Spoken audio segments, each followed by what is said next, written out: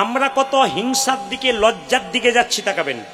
আমরা হিন্দু সনাতন ধর্মের মানুষ এখানে হেঁকে ডেকে বলতে পারছি আমরা আমাদের হিন্দু ধর্মটাকে নষ্ট করছি। কেন করছি আপনারা উত্তর দিন। সামনে দুর্গাপুর, আপনাদের দুর্গাপুজো দেখতে যান, প্যান্ডেল না দুর্গাপূজা? জোরে বলুন, কোনটা বলুন? জোরে হাঁকিয়ে বলুন। প্যান্ডেল, প্যান্ডেল। আচ্ছা বলি, আমরা কত লজ্জা, কত ধ্বংসের পথে যাচ্ছি।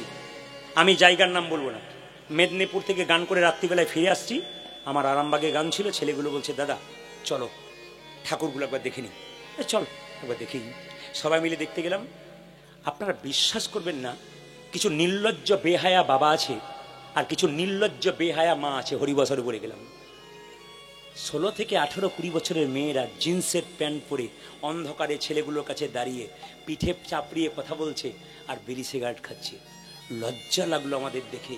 অন্যান্য জাতির মানুষ তাদের মেয়েদেরকে এরকম করে না, আর আমরা নির্লজ্জ বেহায়া কিছু বাবা মা আছে রাত্রি 12টা 1টা 2টো পর্যন্ত মেয়েকে ঠাকুর দেখতে ছেড়ে দেয়।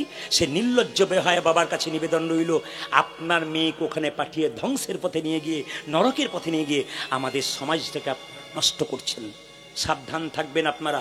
আমি আপনাদেরকে বলতে চাই করজোরে, কি আপনার ছেলে মেয়েকে শালীনতা শেখান, আপনার ছেলে মেয়েকে সংস্কার শেখান, আপনার ছেলে মেয়েকে ভদ্রতা শেখান, আপনার ছেলে মেয়ে যেন ভদ্র হয়। প্রত্যেকটি মাকে বলবো এমন পোশাক পরবেন না যে পোশাকটা দেখে আপনার বাচ্চা শেষে যদি সংস্কারের বাচ্চা হয় সে যেন মাকে দেখে ঘৃণা না করে। কারণ মায়ের কাছ থেকে বাচ্চা শেখে মায়ের চলা কেমন, মায়ের বলা কেমন। আমি শুধু বলতে চাই, দুর্গা পুজোর সময় ছোট ছোট বাচ্চাগুলোকে নিয়ে যাচ্ছেন দোকানে, বাচ্চা বলছেন বাবা কাটা পোশাক নেবো, আপনি দিয়ে দিচ্ছেন। ছোটবেলা থেকে ছোট বাচ্চা, কোনো অসুবিধা নেই, দিয়ে দিচ্ছেন। ওর যখন 16 বছর বয়স হচ্ছে বাবাকে ডাকছে না, নিজেই বাজারে যাচ্ছে, খাটো খাটো পোশাক পরছে। এমন খাটো পোশাক পরছে বাবার সামনে দাঁড়ালে বাবা লজ্জায় মেয়ের মুখের দিকে তাকাতে পারছে না। এরকম পোশাক আপনার মেয়েকে দেবেন না। বারবার বলা রইল। আবার লক্ষ্য করুন, এই কাটা পোশাক পরে আপনার মেয়ে যখন রাস্তা দিয়ে যাবে, পুরুষের লোভী চোখ তাকে কিডন্যাপ করবে, আপনি সরকারকে দোষ দেবেন, প্রশাসনকে দোষ দেবেন। কেন দোষ দেবেন? আপনিই তো দোষী। আপনার মেয়ে যখন কিডন্যাপ হয়ে বাড়ি ফিরবে, মেয়েটার গালে চর মারতে যাবেন, কোথায় ছিলে এতক্ষণ? মেয়েটার গালে চরটা না মেরে আপনার গালে মারুন, আপনি মেয়েটাকে নষ্ট করে দিয়েছেন। আপনাদের কাছে নিবেদন রইল আপনারা এরকম কাজ করুন। শুধু হাসলে হবে না বাবা, ছেলে তৈরি করে যেতে হবে। ছেলে মেয়েকে ছোট থেকে আমি একটা কথা বলে রাখি, মোবাইল ফোন হাতে দেবেন না। কেন বলুন তো? এখন তার ঘটক দরকার হয় না, হেলো আর গেল। না না, আপনাদের এলাকাতে নয়, আমাদের দিকে সব চলে গেছে আর কি, আর যেতে শুরু করেছে আর কি। মানে কত ধ্বংসের দিকে যাচ্ছি। আর একটা ছোট কথা বললে না হলে নয়, শুনে রাখুন। জুতোর দোকান করেছে একজন, তাকে আমি বললাম, তিনি চুপ করে রইলেন। লিখেছেন চৈতন্য শু হাউস। যিনি কিনছেন তারও চৈতন্য নাই, আর যিনি দোকানটা করেছেন তারও চৈতন্য নাই। জুতোর প্যাকেটের উপরে চৈতন্য লেখা আছে, তার নিচে জুতো ভরা আছে। আমি কিনছি, আমারও চৈতন্য হয় নাই। আর যিনি দোকানে চৈতন্য লিখেছেন, চৈতন্য শু হাউস, তারও লজ্জা নাই। আমরা কোথায় পৌঁছাচ্ছি? আমরা স্বাধীন ভারতবর্ষের মানুষ তো যে যেমন খুশি বলতে পারলেই হলো, দেখতে পারলেই হলো। এখন কাউকে কিছু বলার নাই আর কি, যা বলবেন কোনো অসুবিধা নাই। আপনাদের কাছে নিবেদন, এই তো চলছে আমাদের সব জায়গাতে। আপনাদের কাছে নিবেদন রইল মায়েরা, যে যেখানে বসে আছেন, দুর্গা পুজোতে এক জায়গায় এবছর থিম হয়েছে। কি থিম জানেন? শিব ঠাকুর স্কুটি চালাচ্ছে, দুর্গা তার পেছনে বসে আছে। না না, হাসবেন না, আপনারা হাসি নয়, এটা আমাদের লজ্জা। একজন অন্য ধর্মের মানুষ আমাকে বলছে, প্রদীপ বাবু কি দেখছেন? অন্য ধর্মের মানুষ, আমি নাম করব না, তিনি বলছেন কি দেখছেন? বললাম থিম। এটা আপনাদের থিম? আমাকে নিজের মুখে বললো, এটা থিম না বান্দরামি চলছে? আমি দেখলাম অন্য জাতির মানুষ কিন্তু একবারে সহাস্যে বললো, এটা থিম না বান্দরামি চলছে। আমি কেন? আপনি তো খুব ইউটিউবে দেখেছি, আপনাকে খুব গান করেন, আমার সামনে আপনাকে উত্তর দিতে হবে। শিব কৈলাস পর্বতে কোথায় স্কুটি চালিয়েছিল? দুর্গা তার পেছনে ছিল, কোন শাস্ত্রে আমাকে বলে দিন। এই প্রশ্নটা আমি প্রদীপ পাল আমার সামনে রাখলাম, আপনার সামনে রাখলাম। আপনারা বলুন, লজ্জাটা কাদের? আমাদের না অন্য জাতির? কি করতে বসেছি আমরা? চায়ের কপটি দিয়ে দুর্গা তৈরি করছি? হ্যাঁ, চায়ের গ্লাস দিয়ে দুর্গা তৈরি করছি? মাটির হাঁড়ি দিয়ে দুর্গা করছি না, থিম বানাচ্ছি? আমরা আর কত নিচে নামবো আমরা? দুর্গা পুজো করুন, আনন্দ করুন, লাইটের রোশনাই করুন, সবকিছু করুন, কিন্তু শালীনতা বজায় করুন, যেন দুর্গাকে দেখে ছেলে মেয়ের ভক্তি আসে। যেন দুর্গাকে দেখে ভক্তি না চটে যায়। এখনকার ছেলেমেয়েরা তো দুর্গাই দেখতে যায় না, বলে থিম দেখতে যাবো, কে কেমন করতে পেরেছে আর কে কেমন প্যান্ডেলে ফার্স্ট হয়েছে তাই দেখতে যাবো। আমরা কোন জায়গায় পৌঁছাচ্ছি? প্রদীপ পালের কথাগুলো বিচার করবেন। আমি ঠিক বলে গেলাম না ভুল বলে গেলাম?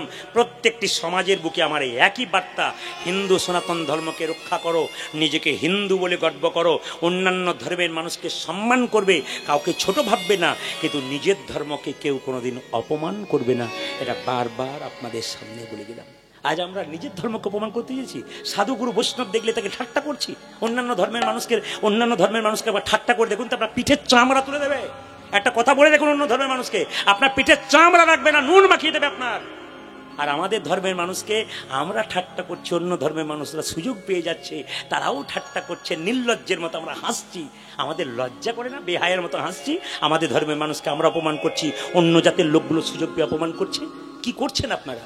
শুধু কীর্তন নয়, সমাজটাকে পরিবর্তন করতে হবে, এরই নাম কীর্তন। কিছু মনে করবেন না, যে যেখানে বসে আছেন, কীর্তন শুধুমাত্র কীর্তন নয়, কীর্তন জীব শিক্ষা বটে।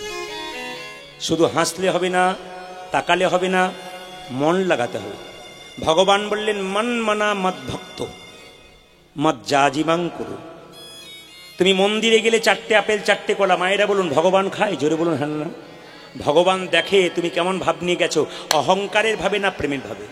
আপনারা এখানে টাকা পয়সা আনতে পারেন আর না পারেন, আপনাদের একটা সুন্দর জিনিস এখানে এনেছেন, মন। আপনি মনে কি ভাবছেন কি না প্রদীপ পাল জানতে পারছে না, কিন্তু অন্তর্যামী ভগবান জানতে পারছে আপনি বসে বসে কার কথা ভাবছেন। এখানে বসে বসে কৃষ্ণের কথা ভাবছেন, এক মনে কীর্তন শুনছেন, আপনার আশীর্বাদ আপনার জন্য তোলা রইল। যে যত মন দিয়ে কীর্তন শুনবে তার আশীর্বাদ। কে কোথায় গল্প করছে? যারা প্রকৃত ভক্ত দূরে বসুক আর সামনে বসুক, একই রকম তাকায়, দাঁড়িয়ে থাকে, একই রকম কীর্তন শোনে। কেন বলুন তো? মন কিন্তু এখানে দিয়ে দেয়। আপনার প্রিয় জিনিস সবচাইতে মন, এই মনটি গোবিন্দের চরণে দিন। আমি শুধু বলতে চাই, মায়ের মতো আপন কেউ নাই, বাবার মতো আপন কেউ নাই।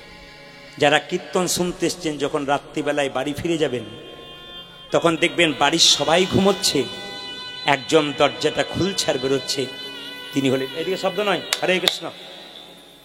দেখবেন কীর্তন শুনে যখন বাড়ি যাবেন, বাড়ির সবাই ঘুমোচ্ছে, একজন দরজাটা খুলছে আর বেরোচ্ছে, তিনি হলেন মা। মায়ের মতো বাবার মতো আপন কেউ হয় না। একবার সুন্দর করে শুনবেন, মাত্র 2-3টি বলব। একটা মায়ের পেটে যখন একটা বাচ্চার জন্ম হয়, মায়ের পেটে বাচ্চা 10 মাস 10 দিন ধরে জায়গা রাখতে পারে। মায়েরা, একজন মা তার পেটের মধ্যে একটা বাচ্চাকে 10 মাস 10 দিন রাখতে পারে, কিন্তু সেই ছেলে বড় হয়ে আসানসোলে যদি ফ্ল্যাট কেনে, সবার জায়গা হয় কিন্তু মা বাবার জায়গা হয়। কীর্তন শুনে কি লাভ? আসল জায়গাটা যদি ফাঁক রেখে দিলেন। কীর্তন হচ্ছে চৈতন্যের ব্যাপার, চেতনার ব্যাপার। আপনি কীর্তন শুনলেন, হরি ভগবান কৃষ্ণকে সুদামা বলে, সুদামাকে কৃষ্ণ বলেছিল, সুদামা এই জগতে 3 রকমের ভগবান আছে রে। প্রথম গুরু, পিতামাতা, যার থেকে জন্ম পেলি, পিতামাতা প্রথম গুরু, তাকে যদি তুই ভজনা করতে পারিস তবে আমাকে ভজনা করে লাভ আছে। আর তুই বাবা মাকে খেতে দিলি না আর হরি হরি বলে নাচলি, তোর কোনো লাভ হবে না। এই দিয়ে দেখান, অষ্টমীর দিনে কোন একটা ছেলে তার স্ত্রীকে নিয়ে, পুত্র কন্যাকে নিয়ে, হ্যাঁ, অষ্টমীর দিনে মাকে পুষ্পাঞ্জলি দিচ্ছে, আর মা যেন বলতে চাইছে, মাটির প্রতিমা পুজিস রে তুই, আগে ঘরের বাবা মাকে পুজো কর। জীবন্ত বাবা মাকে পুজো না করে তুই মাটির প্রতিমা পুজো করতে এসেছিস, তোর কোনো লাভ নাই। হুগলি জেলায় আমরা প্রায় গান করতে যাই। এখান থেকে আমি কালকে চলে যাব মালদা ইংলিশ বাজার, ওখানে আমার 2 দিন গান আছে। ওখান থেকে চলে যাব আমি হুগলি, একবারে তারকেশ্বরের কাছে কামারকুণ্ড বলে একটা জায়গা আছে, রেল স্টেশন, ওখানে আমি চলে যাব কালকে, তরশু তারিখে। তা আপনাদের কাছে নিবেদন রইল, হুগলিতে গান করতে গেলে রাত্রিবেলাতে বেরোয় দেখা যায় ছেলে মেয়েরা বাঁক কাঁধে নিয়ে জল দিতে যায়। তো একটা রাত্রিবেলা একটা দোকানে নেমেছি চা খাবার জন্য, একটা ছেলে বাঁক কাঁধে নিয়ে খুব যাচ্ছে, একবার হাঁপিয়ে গেছে। জিজ্ঞেস করলাম, হ্যাঁ রে জলটা কত দূর থেকে আনছিস? বলছে 40 কিলোমিটার। কোথায় যাচ্ছিস? তারকেশ্বর বাবার মন্দির। বললাম ঠিক আছে, খুব ভালো কথা, তা কি জন্য যাচ্ছিস? বলে ছেলে মেয়ে স্ত্রী ভালো থাকবে এই জন্যে। বলে তোর বাবা বেঁচে আছে? বলে হ্যাঁ আছে। কি করে? বলে চাষবাস করে। আচ্ছা বুঝলাম, তোর বাবা 12টার সময় মাঠ থেকে যখন আসে, 1 গ্লাস জল বাবাকে দিয়েছিলি তো? তোর মা যখন অসুস্থ হয়েছিল, মায়ের হাতে 1 গ্লাস জল তুলে দিয়েছিলি তো? বলে না। তাহলে তোর বাবাকে দেওয়া বেকার হয়ে গেল। বাবা যেন বলতে চাইছে, জীবন্ত বাবা মাকে দে, তবে আমাকে দিবি। আপনাদের কোনো লাভ হবে না যে জীবন্ত বাবা মাকে না দিন। শুধু কীর্তন শুনলে হবে না, নিজেকে চৈতন্য করে যেতে হবে। আমি একটা কথা আপনাদের বলে দিতে, একবারে মন দিয়ে শুনবেন, যারা মায়ের এখানে কীর্তন শুনছেন, আপনি যখন বৌমা হয়ে বাড়িতে এলেন তখন বাবা আপনার শ্বশুরমশাই কি বলল? আমার মা এসেছে গো, বৌমা এসেছে। যাকে মা বলে ডেকেছে তাকে দুটো ডাল ভাত দিতে পারলেন না, আপনি কিসের মা? আপনি তো মা নন, আপনি তো রাক্ষসী। আপনি যদি মনে করেন বৃদ্ধাকে ত্যাগ করে আমি কোথাও গিয়ে বাঁচা নেবো, আমার ছেলে মেয়েকে মানুষ করব, আপনি ভুল করছেন। আপনি মানুষ করতে যাচ্ছেন না, আপনার ছেলে অমানুষ হচ্ছে, আপনার কাছ থেকে শিখছে আমার বাবা মা তার সঙ্গে কেমন ব্যবহার করছে। ভবিষ্যতে আমিও বাবা মায়ের সঙ্গে সেরকম ব্যবহার করব। আমি আসলে দাঁড়িয়ে গ্যারান্টি দিয়ে গেলাম, কোনো ভদ্রলোক যদি তার স্ত্রী পুত্র কন্যাকে নিয়ে বাইরে থাকে আর মা বাবা খাবার জন্য এখানে কেঁদে কেঁদে বেড়ায়, তুমি তৈরি হয়ে থাকো, তোমার ছেলে যখন বড় হবে, তোমার ছেলের পাশে যখন একজন আসবে, তোমাকেও কাঁদতে কাঁদতে ঘর থেকে বেরোতে হবে। সেই দিন বুঝবে তুমি কি করেছি। যেমন কর্ম সেরকম ফল তোমাকে ভোগ করতে হবে। মায়েরা এইদিকে তাকাবেন। চাণক্য পণ্ডিতের নাম শুনেছেন? জোরে বলুন হ্যাঁ না না। এইদিকে চাণক্য পণ্ডিতের নাম শুনেছেন? এই চাণক্য পণ্ডিত যখন 5 বছর বয়স ছিল, মাতৃভক্তি কেমন দেখুন। পরম প্রেমময় অনুকূল ঠাকুর কার কাছ থেকে দীক্ষা নিয়েছিল? নিজের মায়ের কাছ থেকে দীক্ষা নিয়েছিল। চমকে যাবেন আপনারা, মাকে কত ভালোবাসে। মহাপ্রভু ঘর থেকে বেরোতেন আর মাকে প্রণাম করে বেরোতেন, আবার ফিরতেন তখন মাকে প্রণাম করতেন। স্বয়ং ভগবান জগৎকে শিক্ষা দিলেন মা বাবার আশীর্বাদ ছাড়া পৃথিবীতে বড় হওয়া যায় না। তাই প্রত্যেকটি ছেলে মেয়ে যারা কম বয়সের আছে, প্রত্যেকের কাছে নিবেদন রইলে এখন থেকে তোমরা বাবা মাকে প্রণাম করতে শেখো, একদিন দেখবে তোমরা তাদের আশীর্বাদ অবশ্যই পাবে। সবাই লক্ষ্য কর মায়েরা, চাণক্য পণ্ডিত মায়ের কোলে ছোট্ট অবস্থায় ছিল, তখন 5 বছর বয়স। একজন জ্যোতিষ বলল, মা তোমার ছেলে রাজা হবে গো। চাণক্য পণ্ডিতের মা বলল, কেন গো, কিসের জন্য রাজা হবে? তুমি কি দেখলে? তোমার ছেলের সামনের দাঁত দুটো বড়। বলে দাঁত বড় হলে রাজা হয় বুঝি? বলে না গো, তোমার ছেলের দাঁত দেখে লক্ষণগুলো আলাদা বুঝলাম, তোমার ছেলে রাজা হবে। এক সময় চাণক্য দেবের মা চাণক্যকে কোলে নিয়ে অন্ধকারে বলছে, খোকা তুই যদি রাজা হয়ে যাস তুই আমায় ভুলে যাবি না তো বাবা? ছেলে বলল, মা আমি রাজা হব? বলে হ্যাঁ, রাজা হলে ছেলে মাকে ভুলে যায়, তুই ভুলে যাবি না? বলছে, মা আমি তোমাকে কোনোদিন ভুলবো না। কেন রাজা হব? বলছে, সামনের দাঁত দুটো তোর বড়, জ্যোতিষ বলেছে তুই রাজা হবি। চাণক্যদেব মায়ের কোল থেকে নেমে একটা পাথরের টুকরো এনে নিজের বড় বড় দাঁত দুটোকে ফটাফট ভেঙে দিয়েছে। এ কি, এ তুই কি করলি? দাঁত ভেঙে দিলি? বোকা কোথাকার, গড় গড় করে রক্ত বেরোচ্ছে। বলছে, মা দাঁতগুলো বড়, দাঁতগুলো থাকলে আমি রাজা হব, রাজা হলে তোমায় ভুলে যাব। দাঁতগুলো ভেঙে দিলাম, আমি রাজাও হব না আর তোমায় কোনোদিন ভুলেও যাব না। বড় বড় মহাজন, বড় বড় মহাপুরুষরা খুব সুন্দর সুন্দর শিক্ষা দিয়ে গেছেন, এগুলো আপনাদের একটু করে গ্রহণ করে যেতে হবে। বিল্বমঙ্গলে যখন 5 বছর বয়স হলো, তার মা মারা গেল। কিছু মনে করবেন না মায়েরা, বাচ্চা ছেলের মন কচি বাঁশের মতো, যেদিকে বাঁকাবেন সেদিকে বাঁকবে। চাণক্য পণ্ডিত বলেছে ছেলের 5 বছর পর্যন্ত দোষ ধরবে না, 5 থেকে 15 পর্যন্ত ছেলেকে শাসনের চোখে রাখবে, নইলে ছেলে কিন্তু নিতাই গৌর হরিবোল হয়ে যাবে। কিন্তু 16 বছর যখন ছেলে মেয়ের বয়স হবে, মা বাবা তার সঙ্গে সম্পর্ক করবে পুত্রা মিত্রা বদাচরে। একবারে ছেলে মেয়ের বয়স যখন 15 পেরিয়ে যাবে, বাবা মা বন্ধুর মতো ব্যবহার করবে, নইলে ছেলে মেয়ে বিগড়ে যাবে। চাণক্যদেবের কত দামি দামি কথা আছে, আপনারা সেভাবে ছেলেকে মানুষ করুন। করাগ্যে বসতে লক্ষ্মী করমূলে তু সরস্বতী করমধ্যে গোবিন্দম প্রভাতে করদর্শনম। সকালবেলায় ঘুম থেকে উঠে যদি কেউ কর দর্শন করতে পারে, তার ভগবান দর্শন হয়, স্মৃতিশাস্ত্র বলছে। এই দিকে তাকাবেন মায়েরা, যার বাড়িতে ভগবানের ছবি নাই, যে সকালবেলায় ঘুম থেকে উঠে ভগবানের ছবি দেখতে পাচ্ছেন না, সে যদি হাতটাকে দর্শন করে প্রণাম করে, তবে তার ভগবান দর্শন হয়। করাগ্রে বসতে লক্ষ্মী করমূলে তু সরস্বতী করমধ্যে গোবিন্দম প্রভাতে করদর্শনম। সকালবেলায় যদি কেউ ঘুম থেকে উঠে, বাচ্চাদেরকে বলি, সকালবেলায় ঘুম থেকে উঠে করটা দর্শন করে, হাতটা দর্শন করে প্রণাম করলে তার ভগবান দর্শন। এই যে এইদিকে সকালবেলায় কর দর্শন করলে তার ভগবান দর্শন হয়। এইদিকে তাকাবেন। তবে একটা কথা বলে রাখি, এখানে যারা কীর্তন শুনতে এসছেন, তিলক কারা কারা নিচের হাত তুলবেন। বলে তিলকের ধার ধারি না, তিলক কি করে নেব? আমি আপনাদের বলতে চাই, তিলক কিন্তু হিন্দু ধর্মের মানুষের একটা কি অলঙ্কার। একজন মেয়ের যেমন স্মৃতির সিঁদুর হাতের শাখা এবং হাতের নোয়া সধবা মেয়ের পরিচয়, একজন ভক্ত যদি তুলসীর মালা এবং তিলক নিতে পারে, ভক্তের পরিচয় সে দেয়। আপনারা প্রশ্ন করবেন তিলক কি করে নেবো? ঠাট্টা তো আরম্ভ হয়। যেমন আমার পাশের বাড়িতে একটা মেয়ে তিলক নেই, মালা নেই, আর 5টা মেয়ে বলাবলি করে, বাবারে দিদি হারাধনের বই কি ঢং দিদি, আগে বোধহয় ভগবান পেয়ে যাবে, তিলক মালা করেছে। কিন্তু আমি আপনাদের বলতে চাই, হাতি চলে বাজার কুত্তা ভুকে হাজার, হাতি রাস্তা দিয়ে যায় কুকুর ঘেউ ঘেউ করে, হাতি কি কুকুরের দিকে তাকায়? জোরে বলবেন। আরে যারা কৃষ্ণ ভক্ত তারা তা হাতির মতো, নিন্দুক্ত কুকুরের মতো, ওদের দিকে আপনারা তাকাবেন না, তাহলে তো কৃষ্ণ ভজন আপনার কোনোদিন হবে না। তিলকের কথা একটু বলে যায়, যে যেখানে বসে আছেন আমার দিকে তাকান, এই যে তিলকটা দেখতে পাচ্ছেন, তাকাবেন। তিলকের কটা দাগ আছে জোরে বলুন? দুটো। ডান দিকের দাগটা কি? ব্রহ্মা। বাঁ দিকের দাগটা কি? মহেশ্বর। মাঝখানে ফাঁকটা কি? বিষ্ণু। স্বয়ং ভগবান ব্রহ্মা বিষ্ণু মহেশ্বর যদি আমার কপালে থাকে, তার কখনো দুঃখ থাকে? শাস্ত্র বলছে এই যে এইটুকু তিলক এখান থেকে এতটা পর্যন্ত, যেটাকে আমি ব্রহ্মা বিষ্ণু মহেশ্বর বললাম, সবাই তাকাবেন, সেই জায়গাটাকে শাস্ত্র বলছে কৃষ্ণের চরণ। তাহলে এটা যদি কৃষ্ণের চরণ হয়, তাহলে তুলসী পাতা দিতে হয় নাকি বলছেন? তাহলে তুলসী পাতা কোনটা? নাকের মধ্যে যে ফোঁটা নিয়েছে ওটা তুলসী পাতা। শাস্ত্র বলল তুলসী পাতা কতক্ষণ কতটা নেবেন? একটা নাককে 4 ভাগ করলে 3 ভাগ পর্যন্ত এই ফোঁটাটা নেবেন। আপনারা প্রশ্ন করবেন, প্রদীপ বাবু তুলসীর মালা তিলক তো নিতে বলছেন, কিন্তু বাজারে ওটা দেখলে মাথা খারাপ হয়ে যায়। আচ্ছা কিছু মনে করবেন না, বাড়িতে কোনো আত্মীয় এলে কি বলা হয়? অতিথি। জোরে বলুন? অতিথি নারায়ণ। দেখুন বাচ্চারা কি সুন্দর বলছে, অতিথি দেবো ভব। তোকে ভালো করে আশীর্বাদ জানায়, এ বলছে অতিথি দেবো ভব, কি সুন্দর বলছে দেখুন, অতিথি নারায়ণ। আচ্ছা মায়েরা, বাড়িতে অতিথি এলো, দোকান থেকে 3 কেজি কিনে খাওয়ালেন, অতিথি নারায়ণ না অসুর? জোরে বলুন কোনটা? জোরে বলুন। যদি আপনার বাড়িতে এসে কেউ এরকম খায়, তাহলে বুঝবেন অতিথি নারায়ণ নয়, সব অসুর এসেছে। একবারে পাক্কা কথা। অতিথি নারায়ণ তখন যখন আপনার বাড়িতে এসে নিরামিষ সেবা করবে, একটু নাম কীর্তন করবে, ভগবানের আটন পাতবে, জানবেন তিনি হচ্ছেন অতিথি নারায়ণ। এই দিকে তাকাবেন যে যেখানে বসে আছেন, এই তুলস, এই যে 5টা আঙ্গুল আছে, এই 5টা আঙ্গুলে কিন্তু তিলক দেওয়ার নিয়ম আছে। শাস্ত্র কি বলছে দেখুন, তাকান। বলছে 5টা আঙ্গুলের মধ্যে এটার নাম বৃদ্ধাঙ্গুষ্টি, এটার নাম কি? তর্জনী। এটার নাম কি বলুন? মধ্যমা। এটার নাম কি? অনামিকা। এটার নাম কি? কনিষ্ঠা। এই আঙ্গুলে তিলক কাকে দেবেন? এই আঙ্গুলে তিলক কাকে দেবেন? এই আঙ্গুলে তিলক কাকে দেবেন? এই আঙ্গুলে তিলক কাকে দেবেন? এই আঙ্গুলে তিলক কাকে দেবেন? সব নিয়ম আছে। ধরুন আপনি তিলক করছেন, একজন বললো মা আমাকে একটু ফোঁটা দাও তো তিলকে, আপনি কোন আঙ্গুলে দেবেন?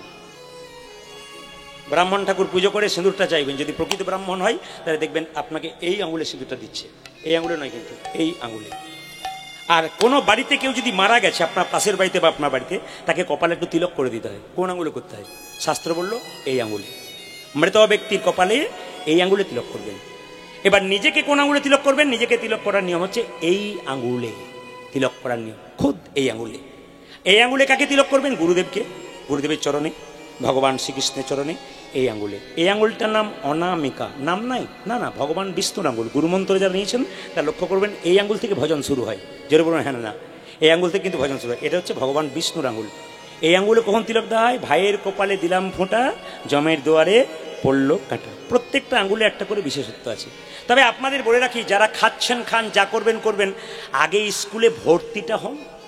কিভাবে তিলক নেবেন? তুলসী গাছের মাটি, জল ঢালছেন, একটুখানি তিলক তুলসী গাছের মাটি থেকে নিয়ে কপালে নিয়ে নেবেন স্নান করার পর। এ কিন্তু মহাজনরা বোঝাচ্ছে, যদি আপনি নিতে পারেন আপনি স্কুলে ভর্তি হচ্ছেন, তার মানে। আর কি করতে পারেন না, অনেকে দেখবেন জল তিলকের বিধান আছে, কিন্তু জল তিলক কি? জল তিলক আপনি এই আঙ্গুলে করে তিলক করে নিলেন, জলের মতো, কেউ দেখতে পেল না, কিন্তু জল তিলক হয়ে গেল। এই যেমন করেছিলেন করে নিলেন, কিন্তু জল তিলক হয়ে গেল। আপনার কিন্তু অভ্যাস শুরু হয়ে গেছে। আস্তে আস্তে আপনার মনে হবে না না, জল তিলক কেন করবো, আসল তিলকটাই করি যখন শুরু করবেন। তবে একটা কথা আপনাদের বলে যায়, যে এখানে বসে আছেন, খাবার ব্যাপারে যখন কথা এলো, তাহলে আপনাদের বলে রাখি, মাংস কারা কারা খান হাত তুলবেন। না না, সত্যি কথাটা বলবেন, খুশি হব। হাত তুলুন। বাহ বাহ, সবাই খায়, হাত নামান। যাক, প্রণাম জানাই, হরে কৃষ্ণ, খুব ভালো কথা। এইদিকে তাকাবেন, সবাই খান, কিন্তু আমি একটা প্রশ্ন করে যাই, তারপর আপনারা খাবেন, কিছু মনে করবেন না। আমাদের রোগের ঘর কোথায়? রান্নাঘর। এইদিকে আপনি কলকাতা যাচ্ছেন, কলকাতায় গিয়ে নানা রকম খাবার খাবেন, ছাগলটাকে নিয়ে গেছেন, ও কি খাবে? জোরে বলুন। ও ঘাস পাতা খাবে। আপনি ভিসা কাটিয়ে ছাগলকে আমেরিকা নিয়ে গেলেন, আপনি ভিসা এই পিৎজা টিজ্জা নানা রকম হয়, ওদের ওসব খাবেন, ছাগলটা কি খাবে? জোরে বলুন। ঘাস পাতা খাবে। আপনি চেন্নাই তামিলনাড়ু চলে গেছেন, আপনি ইডলি ধোসা খাবেন, ছাগল কি খাবে? জোরে বলুন। ঘাস পাতা খাবে। মানে ও ধর্মকে রক্ষা করতে পেরেছে, আমি আমার ধর্মকে রক্ষা করতে পারলাম না। আচ্ছা, যারা মাংস খান তাদের কাছে প্রশ্ন, হ্যাঁ হ্যাঁ বলবেন, কিন্তু কি আপনার আঙ্গুল যদি কেটে যায় ব্যথা লাগে না? জোরে বলুন। হ্যাঁ বললে হবে না, খাবার সময় ভাবতে হবে, তবে আপনার হ্যাঁ হাতে সুবিধা হবে। আঙুলটা ব্যথা হয় না? এখন যদি আপনাকে বলে আপনার আঙুলটা কেটে দিয়ে আমি ঝোল করে খাবো, আপনি দেবেন? তাহলে যাকে কাটছেন তার কত কষ্ট হচ্ছে, সে দম বন্ধ হয়ে যাচ্ছে, তাকে মারছে, তার বলে আমরা তো কাটি না, আমরা কিনি। আপনি থলি নিয়ে দাঁড়ান বলেই তো কাটে, নইলে তো কাটবে না। মাংসের দোকান যারা করে তারা বলে প্রদীপবাবুকে প্রথমেই বাদ দাও, আর খবরদার কোনোদিন আনবে না, আমাদের দোকান বন্ধ হয়ে যাবে। না ভাই, তোমার দোকান কোনোদিন বন্ধ হবে না, তোমার দোকান চালুই থাকবে, আমি যতই বলি শুনবে না। তবে একটা কথা বলি আপনাদেরকে, যে যেখানে বসেছেন, আচ্ছা ছাগল জল খায় চুমুক দিয়ে না চেটে চেটে? জোরে বলুন, জোরে বলুন। চেটে চেটে, চুমুক দিয়ে। আচ্ছা বিড়াল জল খায় চেটে চেটে না চুমুক দিয়ে? বিড়াল মাংস খায়, জল খায় চেটে চেটে, আর ছাগল ঘাস খায়, সবজি খায়, পাতা খায়, এরা এরা কি করে জল খায়? চুমুক দিয়ে। মিলটা কাদের সঙ্গে আছে? কার সঙ্গে আছে? ছাগলের সঙ্গে আমাদের আছে না বিড়ালের সঙ্গে আছে? কোনটা? ছাগলের সঙ্গে। ছাগলকে মাংস দিয়ে ছাগল খাবে না, দূরে সরে যাবে। আর আমাকে মাংস দিয়ে দিব্যি গরম মাংস, গরম মশলা কিনতে যাবো বাজারে, বাবার মাংস এনেছেন। তাহলে আমরা আমাদের ধর্মটা রাখতে পারলাম না। অনেকে বলে মাংস খেয়ে প্রোটিন হয়, আপনি কি বোঝেন? বললাম তার ছাগল যা খেয়ে প্রোটিন হচ্ছে তুমি তা খেয়ে প্রোটিন করে নাও, ছাগল খাবার কি দরকার আছে? না কি বলছেন? ছাগল খেয়ে যদি প্রোটিন হয়, তাহলে ছাগল যা খেয়ে প্রোটিন করছে তুমি সেই খেয়ে প্রোটিন খাও, করো, তাহলে তোমার লাভ আছে। কিন্তু সেটা করবো না, ছাগলের মাংস খাবো। আমি আপনাদের বলতে চাই, আমাদের কেউ মারা গেলে কারো 10 দিন, কারো 15 দিন অসহ্য হয়। আচ্ছা বলুন তো, মরা জিনিসটাকে পেটে রাখছেন, আপনার কদিন অসহ্য হবে? জোরে বলুন। আপনার তো সারা জীবনে অসহ্য হবে, না কি বলছেন? আপনার তো ভগবানের মন্দিরে যাওয়ার কোনো অধিকারই নাই। আমি একটা কথা বলতে চাই, যারা মাংস খায় কিছু মনে করবেন না, আপনারা খাবেন আর না খাবেন আপনাদের ব্যাপার, কিন্তু যারা মাংস খায় তাদের ভগবানের পুজোর কোনো অধিকার নাই। হেঁকে ডেকে বলে গেলাম। প্রশ্ন করবেন কেন? ভগবানের পুত্র সবাই, কন্যা সবাই, যত জীব আছে। আচ্ছা বলুন তো মা, আপনার ছেলের ঘাড়ে ধরে 2 থাপ্পড় দিয়ে দাঁতটাকে ভেঙে দিয়ে কেউ যে হাতটা ভেঙে দেয় না, আপনার পায়ে প্রণাম করে বলে আপনি প্রণাম নেবেন, আপনার ভালো লাগবে? বলে আমার ছেলেকে মারবি না, তুই আমায় প্রণাম করতে আসবি? ভগবানের সন্তানও তো ছাগল পাখি, তাদেরকে মেরে তুমি ভগবানকে পুজো করতে যাও। ভগবান বলে আমার সন্তানকে মেরে তুই আমায় পুজো করতে আসছিস, যা তোর পুজো নেবো না। বিচার করে বলে না না, আপনারা যারা খাবেন তারা খান, কিন্তু বিশেষ করে বলে রাখি, বিশেষ বিশেষ দিনগুলো আপনারা কেউ খাবেন না। জন্মাষ্টমী, রাধাষ্টমী, রামনবমী, একাদশীর দিনে যদি কেউ একাদশী না করতে পারেন নিরামিষ খাবেন। অমাবস্যা, পূর্ণিমা, বিশেষ বিশেষ তিথিগুলোতে অন্তত মায়েরা মাথায় রাখবেন, বৃহস্পতিবার অন্তত বাড়িতে বাড়িতে যেন আমিষ রান্না না হয়, নিরামিষ রান্না হয়। দেখবেন দরজা দিয়ে মৃতদেহ নিয়ে যায়, বলো হরি। আমিও প্রণাম করি, আপনিও প্রণাম করেন, আর কি ভাবেন বলুন তো? ও বোধ হয়ে গেল, আমি বোধ হয় যাবো না। কিন্তু যিনি মরে গেলেন তিনি মরেন নাই শুধু, তিনি আমাদের দেখিয়ে দিয়ে গেলেন আমি মরি নাই, আমাকে দেখে শেখো। আমিও তোমার মতো সংসার আনন্দ করেছিলাম, খুব আনন্দে মেতেছিলাম, সুখে মেতেছিলাম, আমাকে দেখে শেখো। আমি যেমন হেলতে দুলতে চললাম, তুমি আমার মতো এমনি করে হেলতে দুলতে চলবে। একটা করে রাত্রি পেরোচ্ছে মানে আমাদের জীবনে খাতা থেকে একটা করে দিন কমছে। এত আনন্দের কিসের? আমরা তো আস্তে আস্তে মৃত্যুর দিকে এগিয়ে যাচ্ছি। অনেকে আবার অহংকার করে, আমি শুধু বলতে চাই কিসের অহংকার করেন? আপনি যদি পৃথিবীর মালিক হন তবে আপনার অহংকার হয়। আপনি তো পৃথিবীর অতিথি, আপনার তো গ্যারেন্টি নাই কদিন থাকবেন। কীর্তন শুনতে এসছেন, বাড়ি ফিরে যাবেন, গ্যারেন্টি নাই। রাত্রিবেলায় শোবেন, সকালবেলায় চোখ খুললে সকাল, না খুললে জীবনে পরকাল। ট্রেন আসবার সময় সিগন্যাল দেয়, জানতে পারি ট্রেন আসে। মৃত্যু আসবার সময় কোনো সিগন্যাল নাই, যে কোনো মানুষের জীবনে যে কোনো মুহূর্তে আসতে পারে। তাই বলতে পারি পদ্মপাতার জল করে টলমল, কে কখন চলে যাবে কেউ জানে না। তবু আমরা দেখেও শিখি না। অপরাধ নেবেন না কথাটা বলার জন্যে। দেখবেন যেখানে ছাগল কাটা হয়, একটা ছাগলকে চামড়া ছিলে দিব্যি কেটে ঝুলিয়ে দেওয়া হয়, ওর মাংস কেটে কেটে বিক্রি করা হয়। পাশে একটা ছাগল বসে বসে দিব্যি কাঁঠাল পাতা চিবোই বসে বসে। ও জানে না যে এরপরের লাইনটা ওর আছে। আমরা সব কাঁঠাল পাতা চিবানো ব্যাপার আর কি, আমরা কাঁঠাল পাতা চিবোচ্ছি, আমরা বুঝতে পারছি না এরপরে আমাদের লাইন আছে। তাই বলবো বাবা, ভালো কর্ম করবেন তো ভালো জায়গায় যাবেন, খারাপ কর্ম করবেন খারাপ জায়গায় যাবেন। তবে বলে রাখি, যারা কীর্তনের মাঝে গল্প করে তাদের একটু দিয়ে যাই সামান্য, আর সব কিছুই মিলিয়ে বলে যাই। রাজা দশরথ একদিন দেখতে পেলেন যে আমার রাজমুকুটটা হেলে গেছে, সামনে চুলগুলো পেকে গেছে, আমাকে আর রাজা হওয়া থাকা চলবে না, এবার আমি কি করব? আমাকে আর রাজা থাকা চলবে না, এবার আমাকে কি করতে হবে না, রামকে রাজা করতে হবে। কেন? আমার রাজমুকুটটা হেলে গেছে, মানে আমার কাছে আর থাকছে না, বুড়ো হয়ে গেছি, এবার আমার ছেলেকে দিতে হবে। কিছু মনে করবেন না বাবা, জগতের মালিক তো ভগবান, সংসারের মালিকও ভগবান, কিন্তু সংসারে আধার কার্ডে আপনার নামটা আছে, কিন্তু আপনি সংসারের মালিক, আপনি সংসার চালাচ্ছেন, তাই তো? কিন্তু কখন বুঝবেন যে আপনারও রাজমুকুটটা হেলে গেছে? কখন? যখন রৌদ্রে গরমে কষ্ট করে বাড়ি আসবেন, নিজের বৌমাকে এক গ্লাস জল চাইবেন, 1 ঘন্টা পর 1 গ্লাস জল আসবে, তখন বুঝবেন আপনারও মুকুট হেলে বসে আছে, মানে আপনাকেও সংসার আর চাইছে না। এই দিকে তাকান, যখন ঘোষণা করলো রাম রাজা হবে, সকালবেলায় চারিদিকে প্রচার হয়ে গেল কই কই কই কই মা। এই দিকে তাকান, কই কই কি করছে মা? একটা ফুলের মালা গাঁথছে। পাশ থেকে একটা মেয়ে এসে বলছে, এ কই কই মালা কাঁচ জন্য কাঁদছিস? বলে রামের জন্যে। বলে রাম রাজা হবে তো তোর কি গেল? কৌশল্যা তো রাজমাতা হবে, তুই তো ভিখারিনী হবি, কি দরকার আছে? রাজা দশরথ যুদ্ধ থেকে ফিরেছিল, 2টো বর দেওয়ার কথা ছিল, তুই সেবা করেছিলি, 2টো বর চেয়ে নে। বলে কি বর চাইবো? একবারে পুত্র ভরতের সিংহাসন লাভ, একবারে রামচন্দ্রের 14 বছরের বনবাস। আচ্ছা বাবারা কিছু মনে করবেন না, মায়েরা বলুন তো, কই কইকে যে মেয়েটি কানে বিষটা দিল সেই মেয়েটার নাম কি? মন্থর। এমন ভাবে বলছেন যে আপনাদের পাড়ার লোক বোধ হয়। আচ্ছা কিছু মনে করবেন না, এইদিকে তাকান, মন্থরা কানে বিষটা দিয়েছে, মানে কই কই মালা গাঁথছিল, ভগবানের প্রতি মন ছিল, কিন্তু মন্থরা নষ্ট করে দিল। আপনি কীর্তন শুনছেন, পাশ থেকে কেউ যদি গল্প করে, বুঝবেন মন্থরার পার্টি আপনার সামনে বসে আছে। গল্প করলেই বুঝবেন মন্থরা এসেছে। ওই জন্য ওদিকে তাকাবেন না, তাহলে কই কইর মতো নিতাই গৌর হরিবোল হয়ে যাবে। এইদিকে তাকাবেন মায়েরা, যে যেখানে বসে আছেন। মায়েরা, কই আপনাদের সামনে এইটা বলার জন্যে এই কথা, যে আপনার বাড়িতে কেউ যদি বিষ খায়, তাকে হসপিটালে ভর্তি করলে সে বাঁচলেও বাঁচতে পারে, কিন্তু কানের মধ্যে কেউ যদি বিষ দেয়, সংসারে একজন মরে না, গোটা সংসারটা নষ্ট হয়ে যায়। ওই জন্য মায়েদের কাছে নিবেদন রইল, আপনি সংসার ভালো চালাচ্ছেন, পাশের বাড়ির মেয়ের আপনার কানে বিষ ঢালছে, আপনি বিষ নেবেন না, অমৃত নামক হরিনাম নিন, আপনার সংসার নিতাই গৌর হরি বল।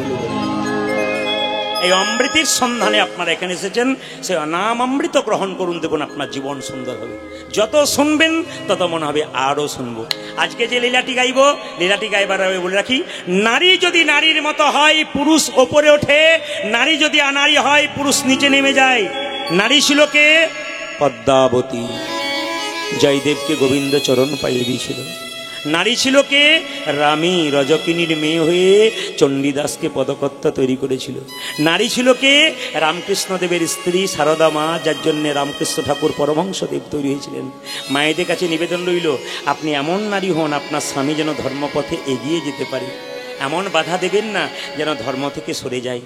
তবে একটা কথা বলে রাখি, খুব দামি কথা, মেয়েরা যদি কৃষ্ণ ভক্ত হয়, স্বামী যদি মাতাল চরিত্রহীন হয়, মেয়েরা পারে স্বামীকে রাস্তাতে আনতে 100%।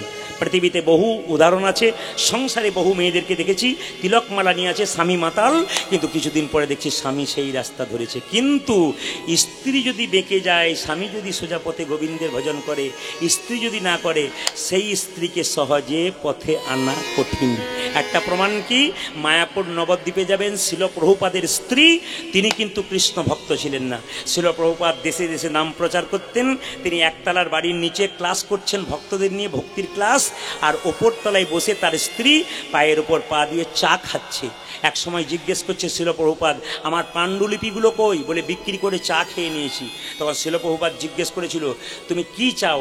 টি আর মি, টি আর মি, তুমি চা চাও না আমাকে চাও? সোজাসুজি উত্তর দিয়েছিল, টি নট ইউ, আমি চা চাই, আমি তোমাকে চাই না। সেদিন থেকে শিল প্রভুপাদ ঘর ছেড়েছিলেন। আপনাদের কাছে নিবেদন, নারী যেন আনারী না হয়, নারী যেন নারী হয়। অনুকূল ঠাকুরের ভক্ত কারা কারা আছেন, শিষ্য কারা আছেন? হাত তুলুন। বাহ, এতজন এখানে আছেন, হাত তুলুন। পরম প্রেমময় অনুকূল ঠাকুর বলেছেন, শিক্ষা মুখে আছে ব্যবহারে নাই, সে শিক্ষার মুখে মারো ছাই। অনুকূল ঠাকুর বলেছেন, পেটের মধ্যে বাচ্চা থাকলে মেয়েদের কয়েকটা নিয়ম পালন করতে হয়। ঠাকুরের কথা, পরম প্রেমময় ঠাকুরের কথা। তিনি বললেন কি কি? প্রথম নিয়ম হচ্ছে, বলছে এরোপ্লেন, আজকে মহাপুরুষের জন্ম হচ্ছে না কেন? রামকৃষ্ণ ঠাকুর নেই, বিবেকানন্দ নেই, রবীন্দ্রনাথ নেই, কেন জন্ম হচ্ছে না? এখন কেন ভালো ছেলে জন্ম পাচ্ছি না আমাদের সমাজে? কই রামকৃষ্ণকে পাচ্ছি না, বিবেকানন্দকে পাচ্ছি না, কাউকে পাচ্ছি না কেন? আসলে তিনি বলছেন যে এরোপ্লেন সব জায়গায় ওড়ে, সব জায়গায় নামে না, এয়ারপোর্ট যেখানে সেখানে নামে। মহাপুরুষের আত্মা ঘুরে বেড়াচ্ছে, কিন্তু ঠিকমতো প্ল্যাটফর্ম পাচ্ছে না।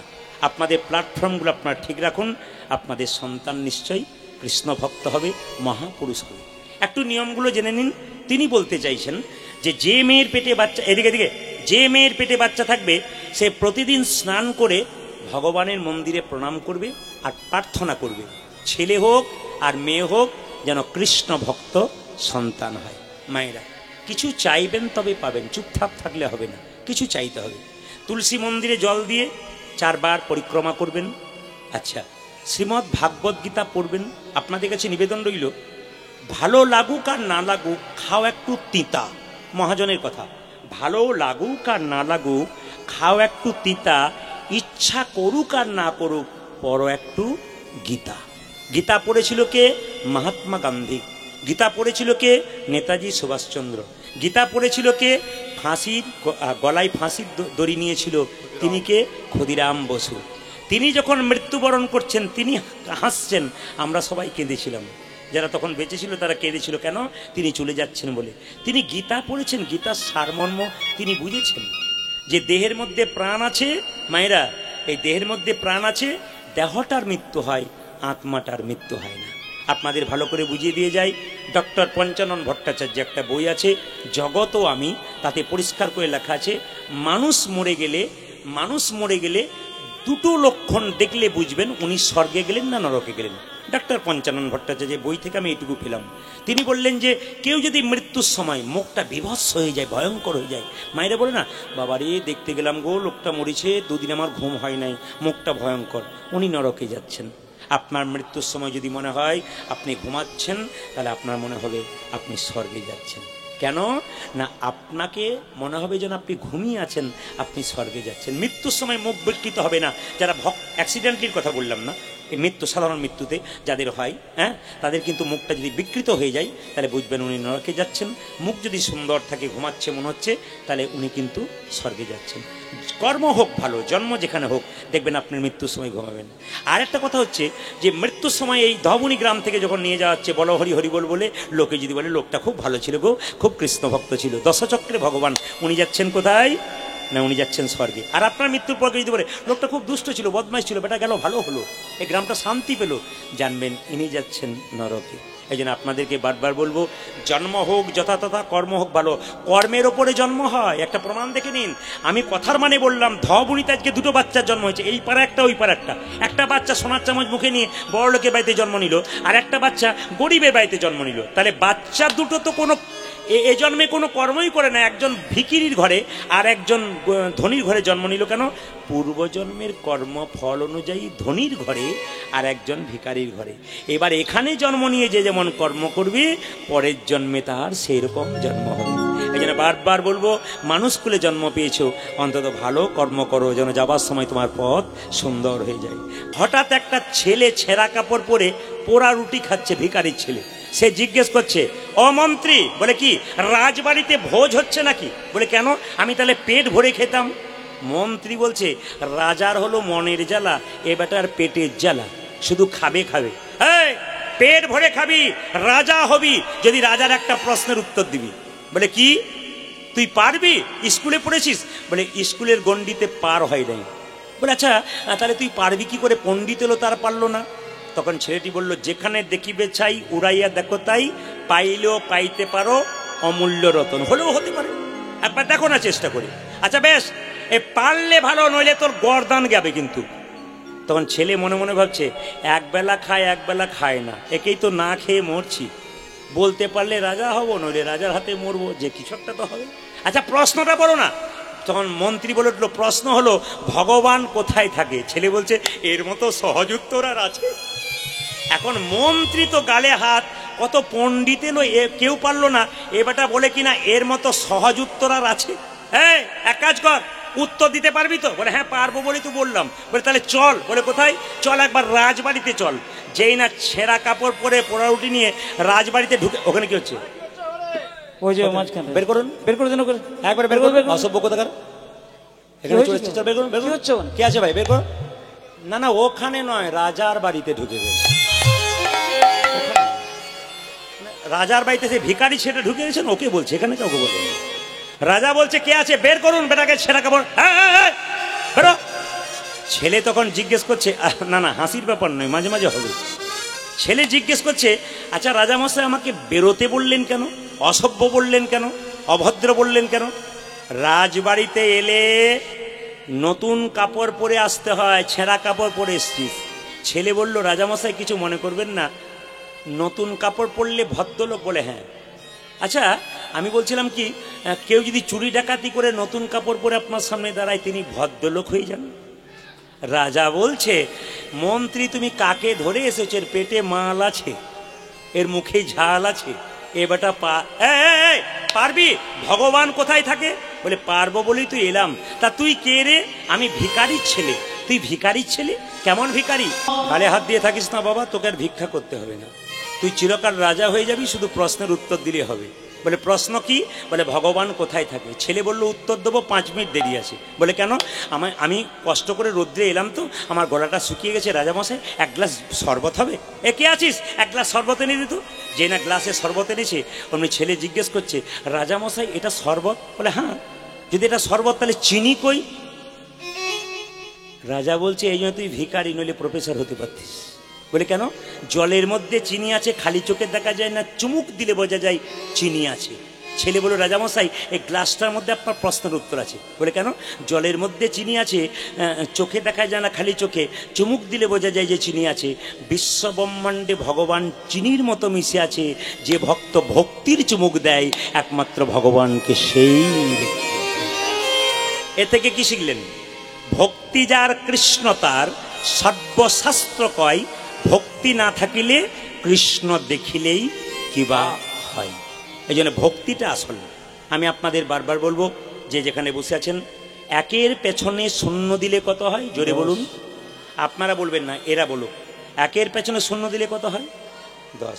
তার পেছনে শূন্য দিলে কত হয়? 100। তার পেছনে শূন্য দিলে কত হয়? তার পেছনে শূন্য দিলে কত হয়? 10,000। তার পেছনে শূন্য দিলে কত হয়? 1 লক্ষ। লক্ষ আমাদের কি? এক। কোথায়? গোবিন্দের চরণ। শূন্য দিয়ে গেলাম কিন্তু 1 দিলাম না, তবে শূন্যের কোনো দাম থাকবে না। শূন্য কারা? আমাদের দেহগুলো হলো শূন্য, আর গোবিন্দ হলো 1। যার দেহ শূন্যের পাশে 1 নামক গোবিন্দ নাই, তার জীবনের কোনো দাম নাই। নেতাই গৌর হরি বল। এই জন্য আপনাদের কাছে নিবেদন রইল, আপনারা ছোট ছোট কথাগুলো শুনবেন, কারণ এখানে অনেক মহাজন মানুষ আছেন। আমার প্রণম্য বাবা আছেন, জামগড়া থেকে এসছেন, ওনার কাছ থেকে আমি বহু সম্পদ পেয়েছি, যতটুকু পেয়েছি আশীর্বাদ। উনি বসে আছেন, ওনার কাছে কিছু বলা মানে আমার ধৃষ্টতা ছাড়া কিছু নয়। আশীর্বাদ নিয়ে আপনাদের সামনে শুধুমাত্র ছোট ছোট কথাগুলো বলবো, একটু মন দিয়ে শুনবেন। আজকে মহাপ্রভু বললেন, 10-5 সবে মিলে দাঁড়েতে বসিয়া কীর্তন করহ সবে হাতে তালি দিয়া। এটা মহাপ্রভুর কথা, কিন্তু কীর্তন করবেন হাতে তালি দিয়ে। 10-5 সবে মিলে দাঁড়েতে বসিয়া কীর্তন করহ সবে হাতে তালি দিয়া। সিরিয়াল দেখলে এটাই শিখবেন। কি শিখবেন? একজন 3 জন মেয়েকে বিয়ে করেছে, 3 জন আরো 6 জনকে করেছে। এই গল্পই খালি শুনবেন, এতে কিছুই শিক্ষা হবে না। নোংরা হবে সমাজ, নোংরা হবে সংসার। হরিনামের লাইনে দাঁড়ান, আগে লাইনে দাঁড়ান, তবে তো ডাক পাবেন না। কি বলছেন? এখানে এসেছেন, ডাক পাওয়ার চান্স আছে। মায়েরা এদিকে তাকান। বলছে, ভক্ত যদি কাই মনে কোনো বাঞ্ছা করে, ভগবানের সাধ্য নাই সেই বাঞ্ছা নাহি পুরে। ভগবান কিন্তু ভক্ত, কিন্তু ভক্তের কাছে, ভগবানের কাছে গাড়ি বাড়ি টাকা পয়সা চায় না। ভক্ত ভগবানের কাছে প্রেম আর ভক্তি চায়। আপনারা সবাই মিলে ভগবানের কাছে এই প্রার্থনা করবেন, প্রভু যেন প্রেম আর ভক্তি আমাদের লাভ হয়, আমরা যেন কৃষ্ণ ভক্ত হতে পারি। তাই সবাই মিলে একটু এই গানটা গাইবেন। 10-5 সবে মিলে দাঁড়িতে বসিয়া কীর্তন করহ সবে হাতে তালি দিয়া। সবাই মিলে একটু হরি হরয়ে, সবাই একসঙ্গে হাত তুলে হরি হরয়ে নম কৃষ্ণ নম কৃষ্ণ। একটু গাইবেন, গাইতে পারলে ভালো, না পারলে তালি দেবেন। হরি হরয়ে নম কৃষ্ণ নম কৃষ্ণ। যাদবায় নম হরি হরয়ে, হরি হরয়ে নম কৃষ্ণ যাদবায় নম। যার হাত আছে তিনি তুলবেন, যার নাই তার তোলার দরকার নেই। যিনি তুলবেন তোর পরের জন্মে হাতও পাবেন, পাও পাবেন। আর যিনি তুলবেন না, ভগবান বলছে হাত নাই বলে তুলছে না, 2টো হাত নাই 2টো পা আছে, পরের জন্মে 2টো পা যোগ করে দেবো। 4টে পা হলে কি হয়? গরু। কারণ বাঘ বলতে পারেন না। যেমন কাউকে যদি বলে তুই জানোয়ারের বাচ্চা, দেখবেন রেগে যায়। আজ তুই বাঘের বাচ্চা, আমাকে বাঘের বাচ্চা বলেছে, মানে একই কথা, অথচ আমরা কত বোকা দেখুন। কিন্তু আমাদের সমাজে কিছু মানুষ আছে, কি বলুন তো, যতই আপনি হাত তুলতে বলুন, ও মনে মনে ভাবে যে তুলছে তার আগে কি হয় দেখি, তারপর তুলবো। যখন তুলতে যাবে তুমি তখন তোমার ট্রেন পেরিয়ে চলে যাবে। সময় থাকতে করো নরে নিতাই গৌর হরিবোল। পেয়েছো সময় গোবিন্দের নামে, যদি পেয়েছো হাত তুলতে কেউ ছাড়ো না। যার হাত আছে সবাই একটু তুলুন। হরি হর ইয়ে নাম কৃষ্ণ যাদবায় নম, হরি হর যে নম কৃষ্ণ যাদবায় নম, হর ইয়ে নাম কৃষ্ণ যাদবায় নম। উলুধ্বনি। হরি হর ইয়ে নাম কৃষ্ণ যাদবায় নম, ও যে যাদবায় মাধবায় কেশবায় নম, ভাই ভাই যাদবায় মাধবায় কেশবায় নম, ও যে যাদবায় মাধবায় কেশবায় নম, উজাজি যাদবায় মাধবায় কেশবায় নম, ও যে গোপাল গোবিন্দ রাম শ্রী মধুসূদন, ও গো গোপালী গোবিন্দ রাম শ্রী মধুসূদন, গোপাল গোবিন্দ রাম শ্রী মধুসূদন, উজাজি গোপাল গোবিন্দ রাম শ্রী মধুসূদন, ও যে গিরিধারী গোপীনাথ মদন মোহন, ভাই ভাই গিরিধারী গোপীনাথ মদন ও মোহন, যে গিরিধারী গোপীনাথ মদন মোহন, উজাজি গিরিধারী গোপীনাথ মদন